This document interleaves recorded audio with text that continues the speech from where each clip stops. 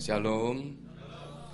Nah, pagi ini saudara saya ingin mengajak kita untuk membuka Alkitab kita dari Injil Yohanes.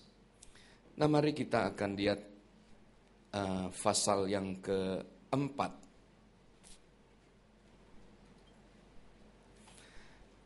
Nah, saya ingin mengajak kita untuk membaca dari ayat yang ke-23 sampai dengan ayat yang ke-24.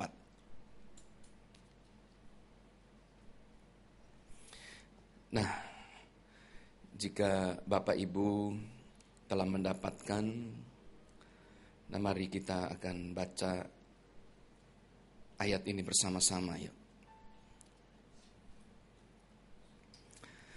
Mari kita baca 2, 3. Tetapi saatnya akan datang dan sudah tiba sekarang bahwa penyembah-penyembah benar akan menyembah Bapa dalam roh dan kebenaran. Sebab Bapa menghendaki penyembah-penyembah demikian. Allah itu roh dan barang siapa menyembah Dia harus menyembahnya dalam roh dan kebenaran. Bersama-sama kita katakan amin. Nah, Bapak Ibu yang dikasihi oleh Tuhan Yesus, Injil Yohanes pasal yang keempat ini, saudara, ini merupakan percakapan pribadi antara Tuhan Yesus dengan salah seorang murid yang sangat dikasihinya.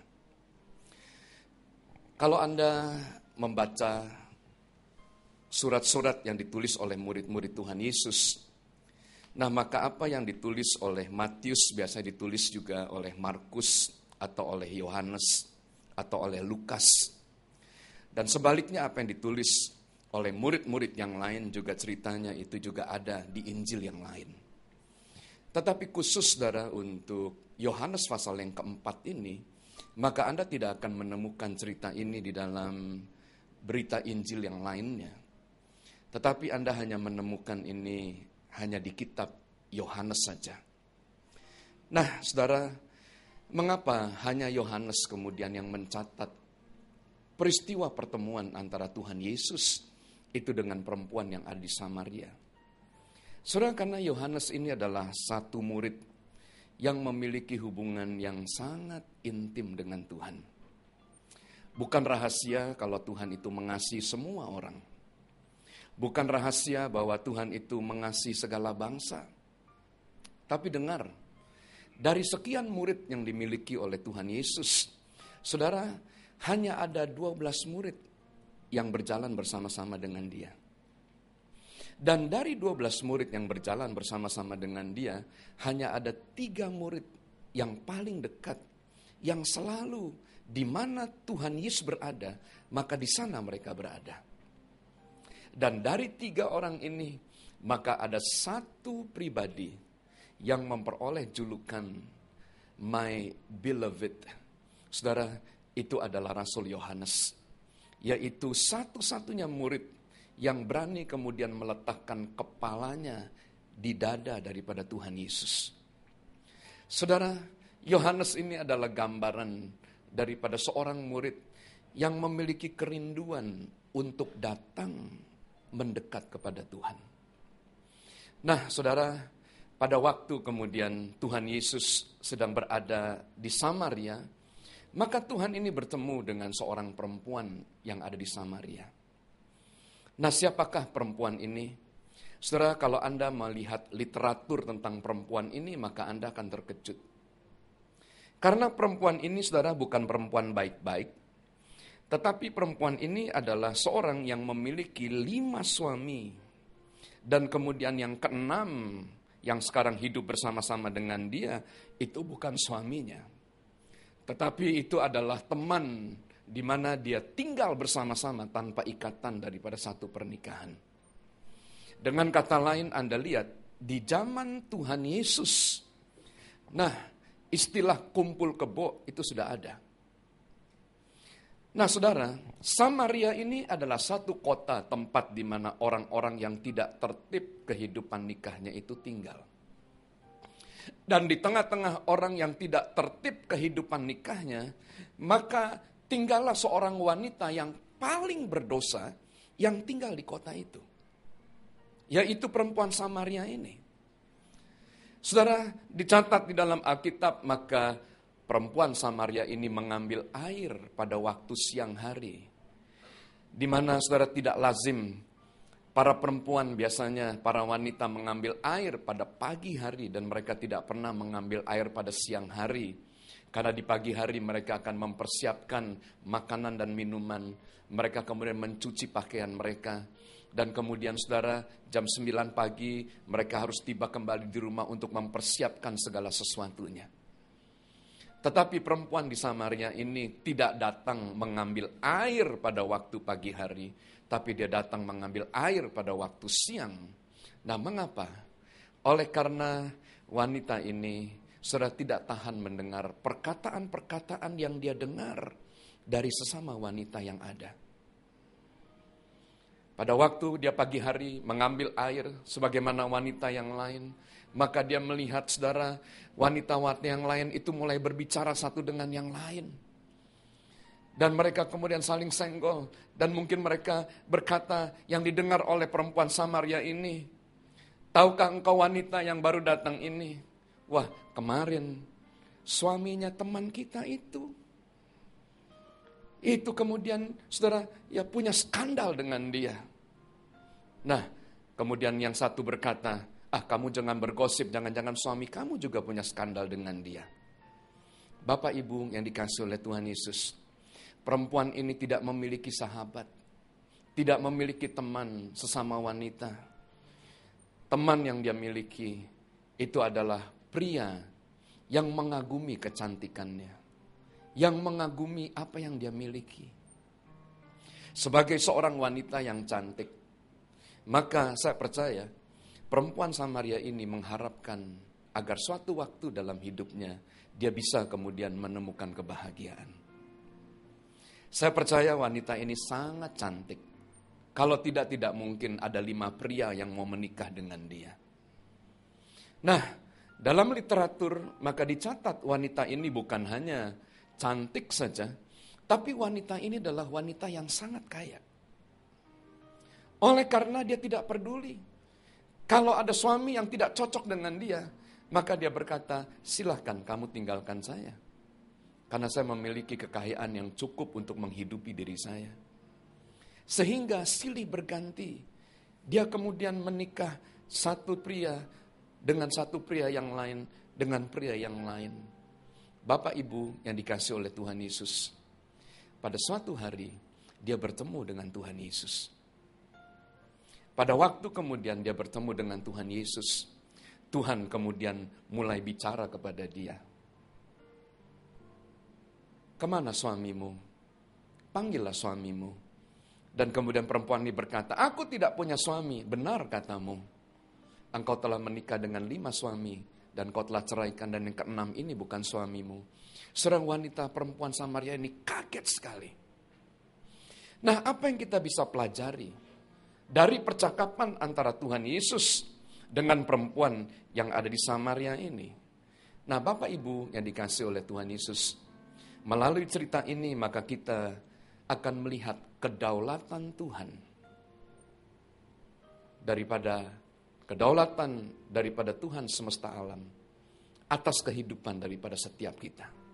Saudara dengar, kalau di zaman perjanjian lama, maka Tuhan itu bisa menggunakan seekor keledai untuk kemudian membuat Bileam bertobat. Kalau dalam perjanjian baru, Tuhan bisa memakai seekor ayam untuk membuat Petrus bertobat. Maka dalam Yohanes pasal yang keempat ini, maka Tuhan bisa memakai perempuan yang berdosa ini untuk membawa Injil masuk ke kota Samaria.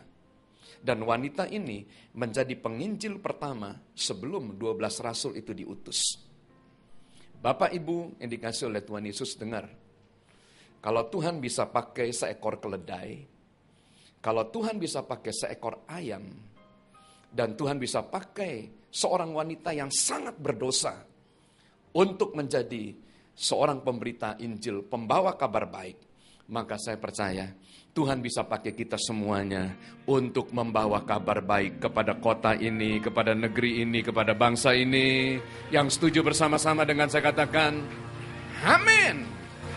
Nah, saudara yang dikasih oleh Tuhan Yesus, pertanyaannya, apa sih isi pembicaraan daripada Tuhan Yesus?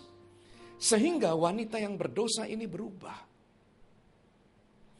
Nah, saudara, Tuhan berkata begini dalam ayat yang ke-23 sampai dengan ayat yang ke-24. Tetapi sekarang akan datang dan sudah tiba bahwa penyembah-penyembah benar akan menyembah Bapa dalam roh dan kebenaran. Nah, saudara, yang diajarkan oleh Tuhan Yesus kepada perempuan di Samaria ini, Tuhan mengajar perempuan Samaria ini untuk menyembah. Kata menyembah di dalam Alkitab ini menggunakan kata proskuneo, yang artinya adalah to kiss, mencium Tuhan. Saudara, ya, di dalam perjanjian lama, kata ibadah, nah ini menggunakan kata avoda. Di dalam perjanjian baru menggunakan kata latreia, yang artinya adalah pekerjaan seorang budak. Jadi kata worship, kata ibadah. Nah, ini adalah, saudara, ya, pekerjaan yang dilakukan oleh seorang hamba. Nah, bagaimana cara seorang hamba itu melakukan tugasnya? Maka saudara, ya, dicatat di dalam kitab Mazmur, pada waktu Daud itu mulai menghadap Tuhan, maka apa yang kemudian dia lakukan, saudara? Maka Daud berkata begini, seperti mata seorang hamba laki-laki memandang kepada tangan tuannya, maka demikianlah mataku memandang kepadamu ya Tuhan. Seperti mata seorang hamba perempuan memandang kepada tangan nyonyanya, maka demikianlah tanganku memandang, demikianlah mataku memandang kepadamu ya Tuhan. Saudara yang dikasihi oleh Tuhan Yesus, Daud sebagai seorang raja yang sangat disegani, seorang raja yang sangat ditakuti, saudara, dia tidak bisa datang mendekat kepada Tuhan. Mengapa? Karena hanya imam yang boleh datang mendekat kepada Tuhan.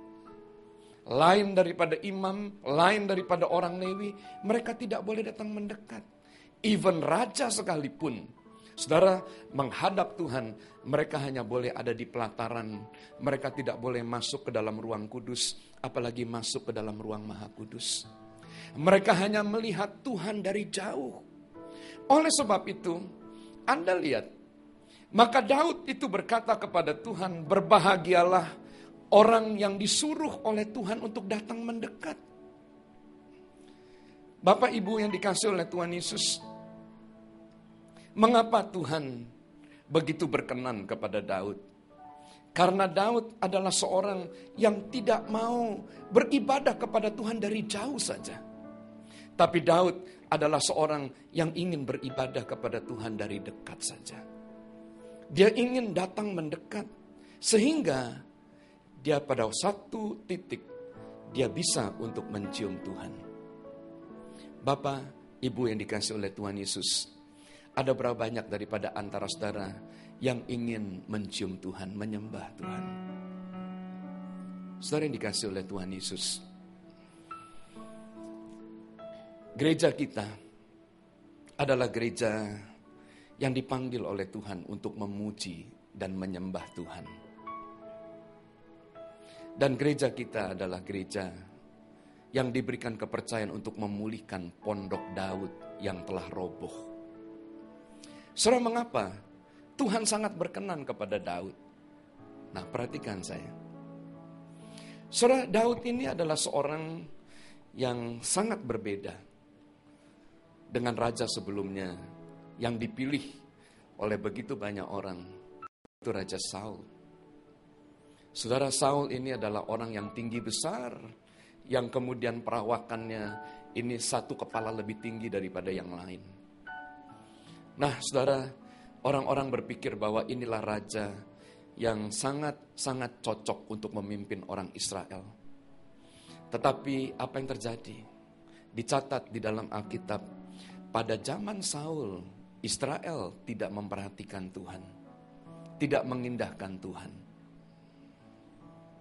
Apa yang dilakukan oleh Saul? Saudara, Saul menempatkan Tuhan itu berada di Kiryat Yarem, yaitu daerah perbatasan antara Israel itu dengan Filistin. Dan apabila Saul mengalami peperangan dalam hidupnya, maka Saul itu mulai membawa tabut perjanjian Tuhan sebagai lambang kehadiran Tuhan di dalam peperangannya.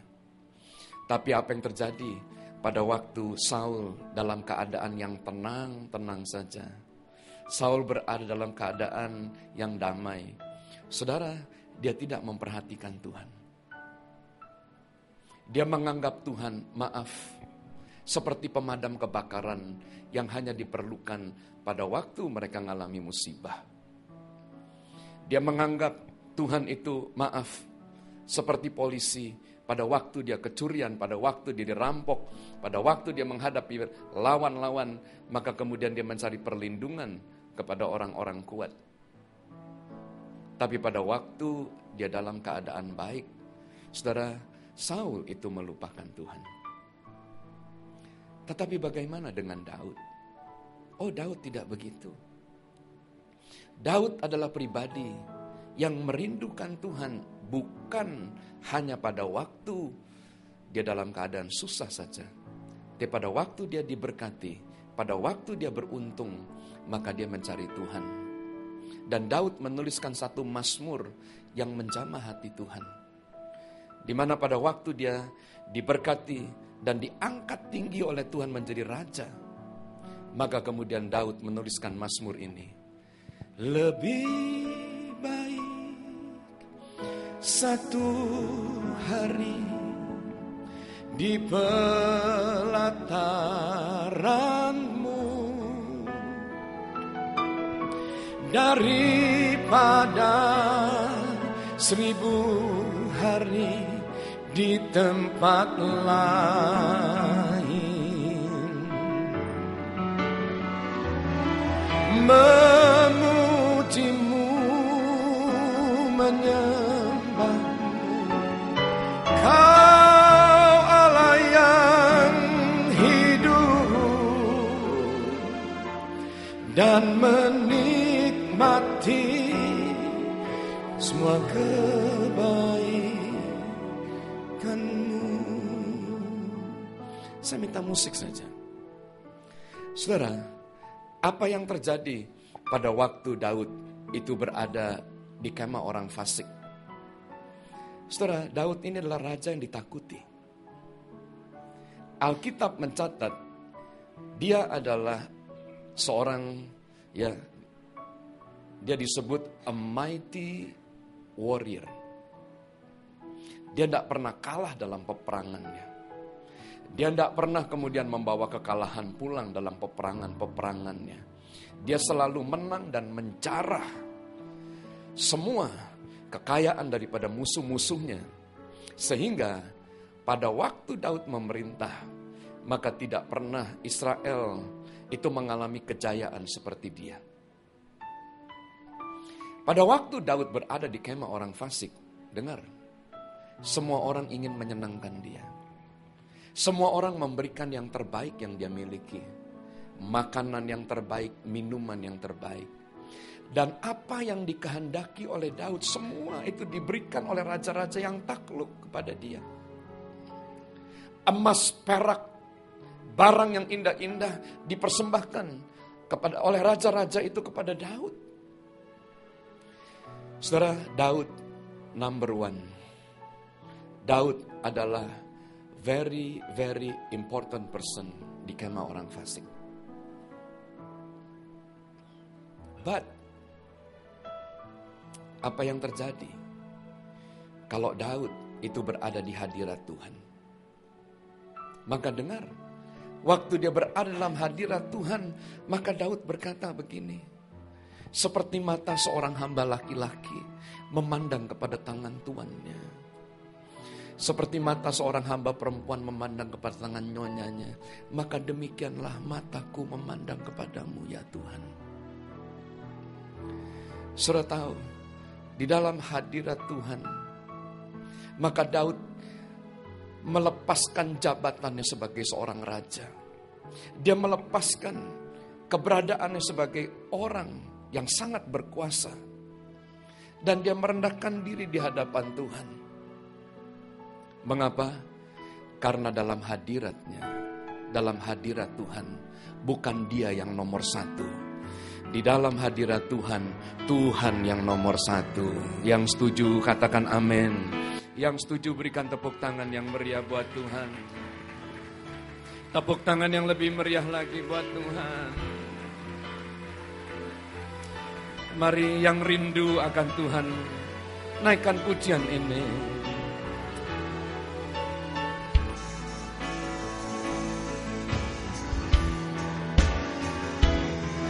Lebih baik satu hari di pelataranmu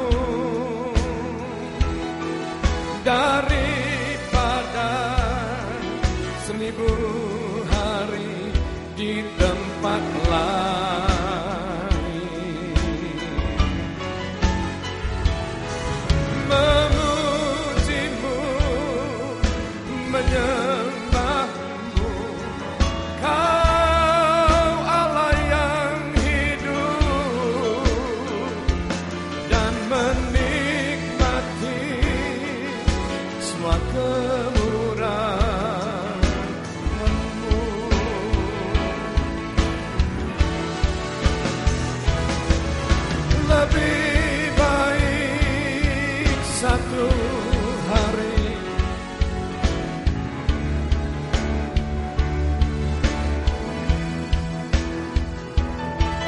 daripada 1000 hari di tempat lain.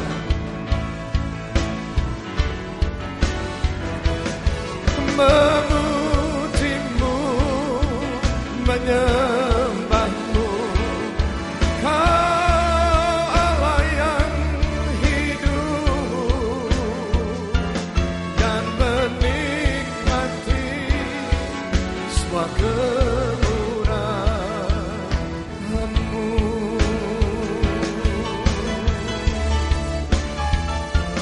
Dan menikmati semua kemurahan-Mu.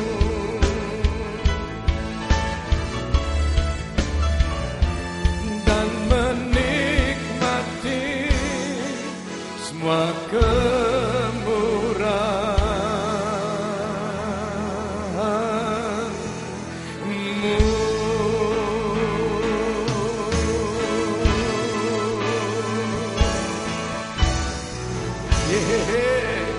Berikan tepuk tangan yang meriah buat Tuhan.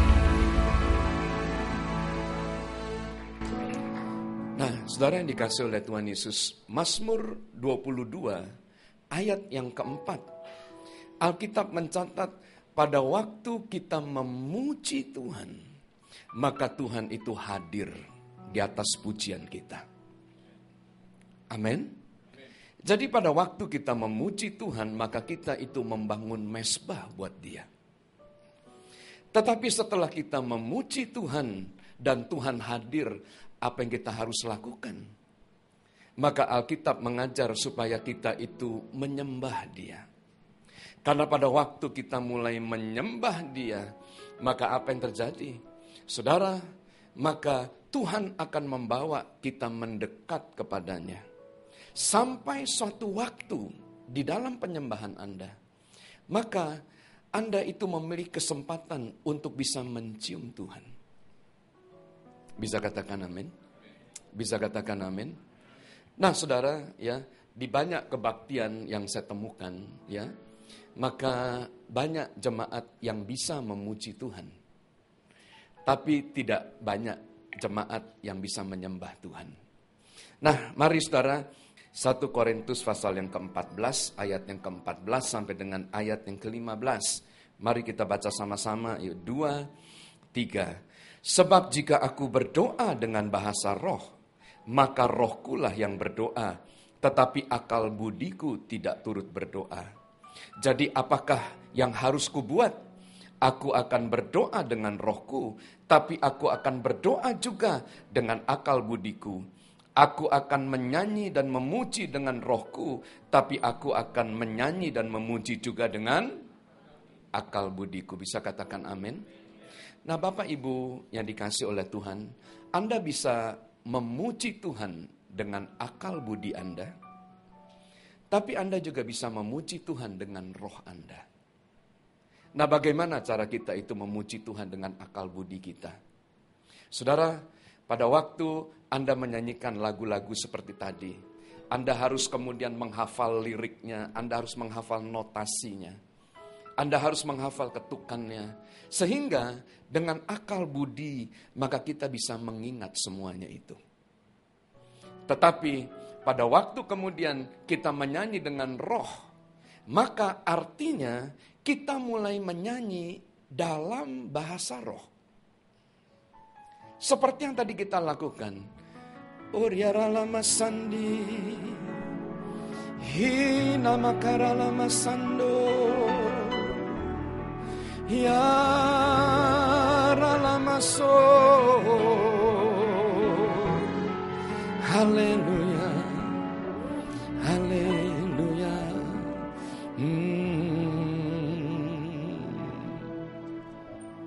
Kuriarala bayarala, oh rala batakarala basandarala barabara.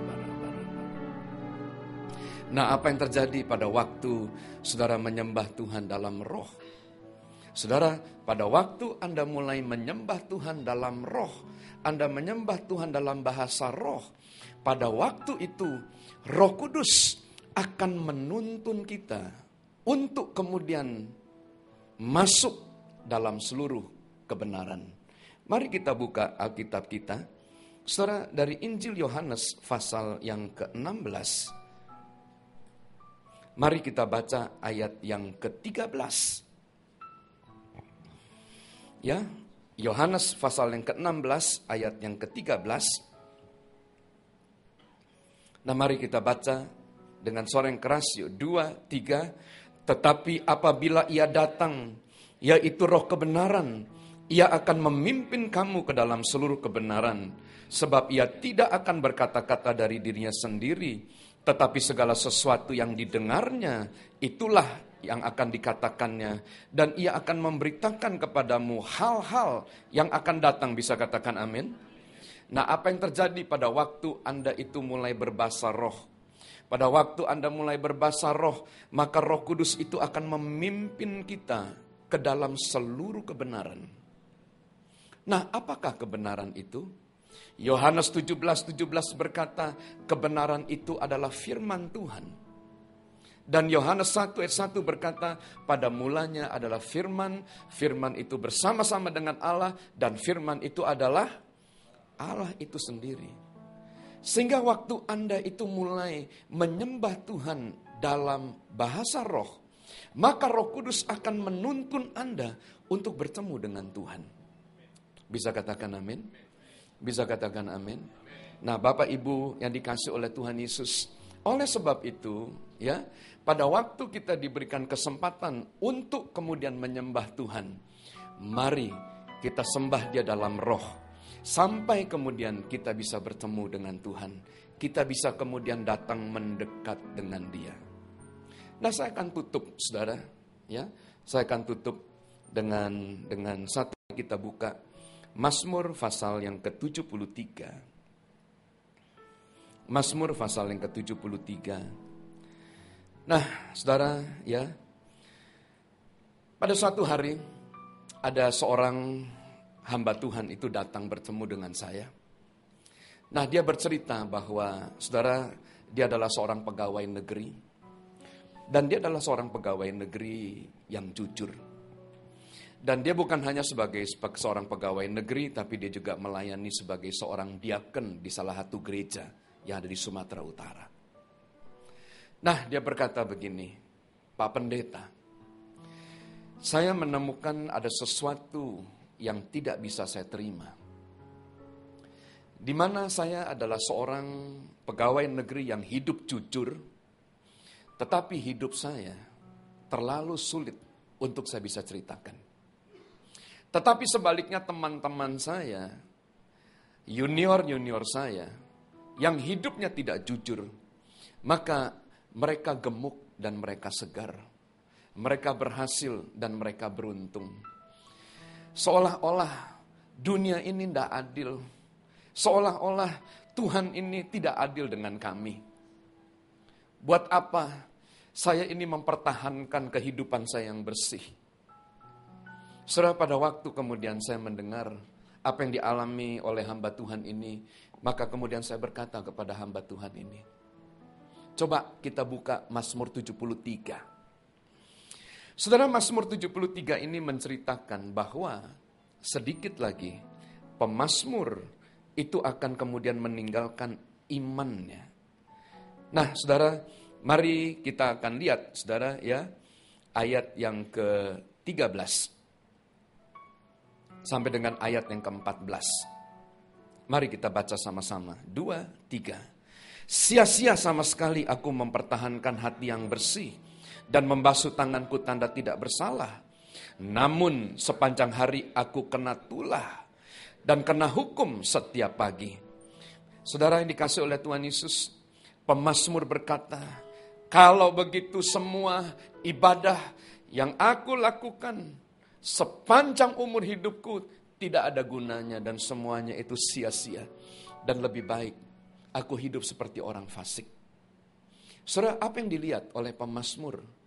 Nah, saudara, Anda lihat di dalam ayat yang ke-1 sampai dengan ayat yang kedua, kehidupan orang jujur itu selalu dipenuhi dengan banyak kejatuhan dan banyak kegagalan.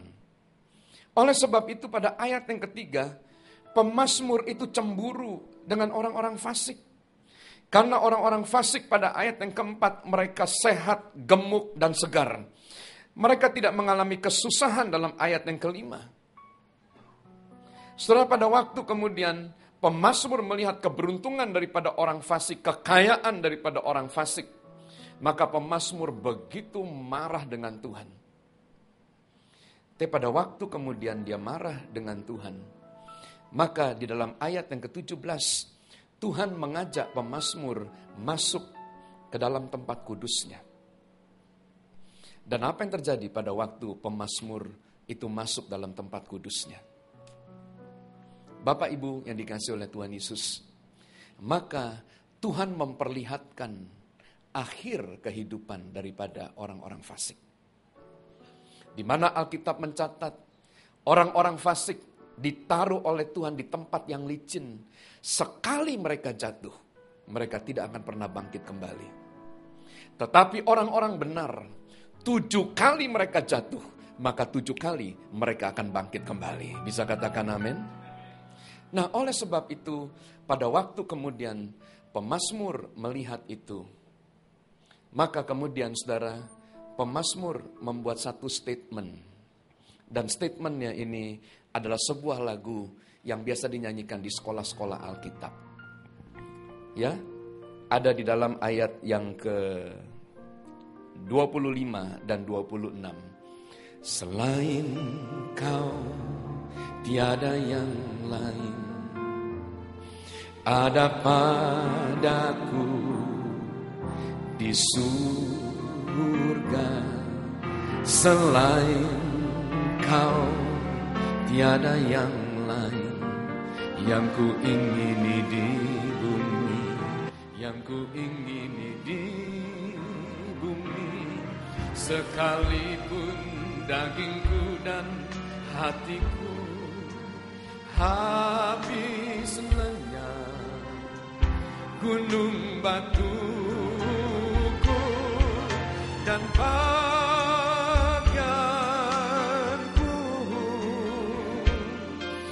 tetaplah Allah selama-lamanya. Sekalipun dagingku dan hatiku habis lenyap, gunung batuku dan bagianku,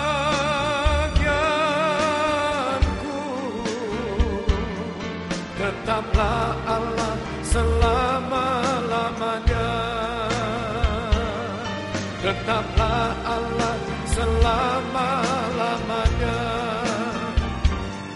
Tetaplah Allah selama-lamanya.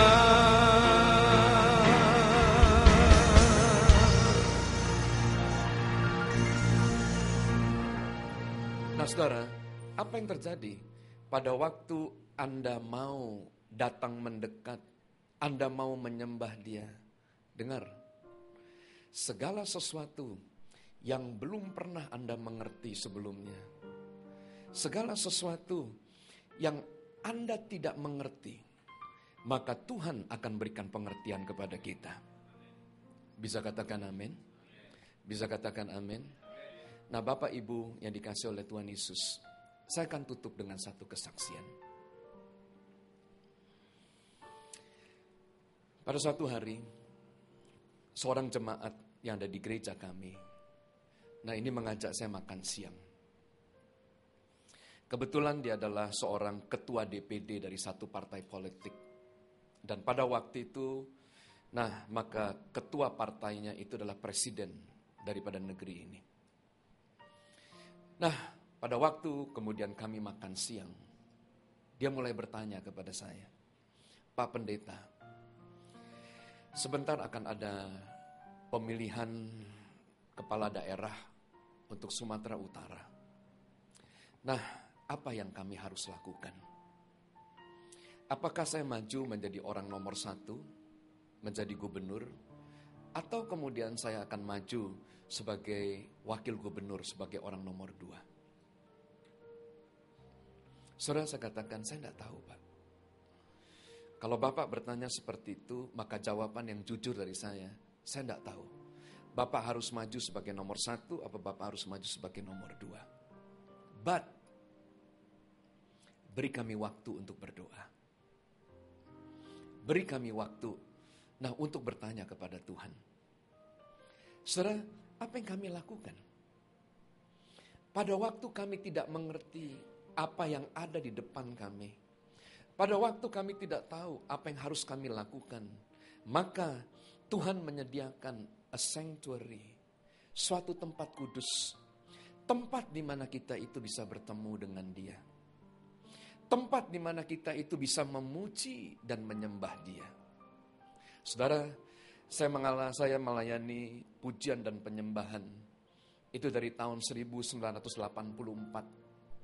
Dan setelah saya mengembalakan sidang jemaat yang ada di Medan, maka tetap saya masih senang memuji dan menyembah Tuhan. Mengapa? Karena setiap kali kalau kita masuk ke dalam hadirat-Nya, kita masuk ke dalam tempat kudus-Nya, maka Tuhan akan membuka dan menerangi kegelapan dalam kehidupan kita. Rahasia-rahasia yang tidak kita mengerti. Dan pada waktu kemudian kami masuk ke dalam tempat kudus dan kami berdoa untuk pemimpin yang akan memimpin di Sumatera Utara. Maka dengan jelas Tuhan katakan, sampaikan bahwa Indonesia akan mengalami goncangan yang luar biasa. Oleh sebab itu jangan maju sebagai nomor 1, maju sebagai nomor 2. Saudara, kemudian saya datang dan kemudian saya sampaikan hal itu. Pak, menurut hemat kami, dari hasil doa, maka lebih baik Bapak maju sebagai nomor 2. Saudara, puji Tuhan, hamba Tuhan ini mengikuti. Dan kemudian pada waktu pilkada luar biasa, Tuhan memberikan kemenangan mutlak kepada pasangan ini. Mari kita berikan tepuk tangan yang meriah buat Tuhan. Haleluya, haleluya, haleluya. Nah, apa yang terjadi? Saudara, tidak lama yang nomor 1 itu memerintah. Nah, pada suatu sore, saya bertemu saudara dengan wakil gubernur. Dan kemudian saudara, ya, dia berkata, besok pagi dia akan ke Jakarta untuk mengikuti rapat kabinet. Saya berkata, oh Pak, saya besok pagi juga berangkat. Baik Pak Bambang, kalau begitu kita berangkat di pesawat yang sama, di pesawat Garuda. Saya bilang baik Pak, saya akan berangkat di jam yang sama. Nah, saudara, pada waktu kemudian saya naik ke pesawat, saya tidak bertemu dengan beliau. Dan kemudian sampai di Jakarta, telepon saya berdering dan saya melihat miss call begitu banyak. Dan kemudian saya lihat miss call dari istri beliau. Pada waktu saya angkat, nah maka kemudian saudara, saya mendengar suara dari seberang yang kemudian bertanya, apakah Bapak Gubernur ada bersama-sama dengan kamu? Saya bilang tidak ada. Jangan main-main, ada nggak Pak Gubernur dengan kamu di satu pesawat? Saya bilang tidak ada. Saya ada di pesawat dan saya tidak bertemu dengan gubernur. Nah, saya bertanya, ada apa? Meledak tangis di sana.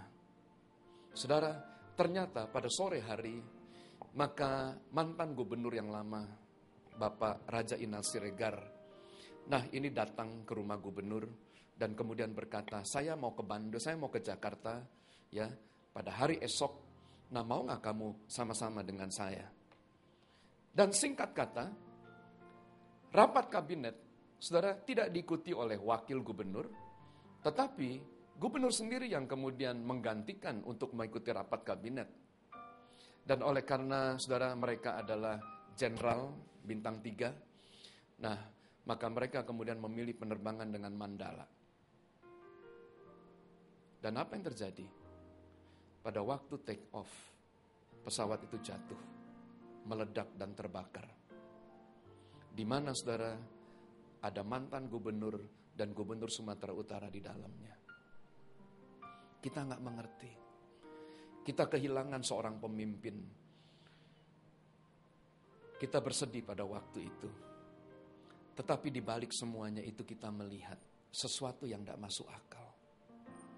Nah tiba-tiba, oleh karena kematian daripada orang nomor 1 di provinsi kami, maka mau tidak mau orang nomor 2 itu mesti naik menggantikannya.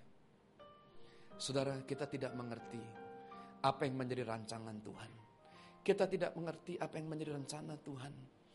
Tapi kita beribadah kepada Allah yang akan melakukan segala sesuatu untuk kebaikan bagi setiap orang yang mengasihi Dia. Bisa katakan amin? Bisa katakan amin? Saudara, mungkin hari ini Anda mengalami pengalaman seperti pemazmur. Anda tidak bisa terima dengan apa yang kemudian terjadi dalam kehidupan saudara. Maka dengar, Tuhan punya rancangan yang luar biasa buat Anda. Tuhan tidak pernah punya rancangan-rancangan kecelakaan, tapi rancangan Dia adalah rancangan damai sejahtera dan hari depan yang penuh dengan pengharapan. Mari kita bangkit berdiri bersama.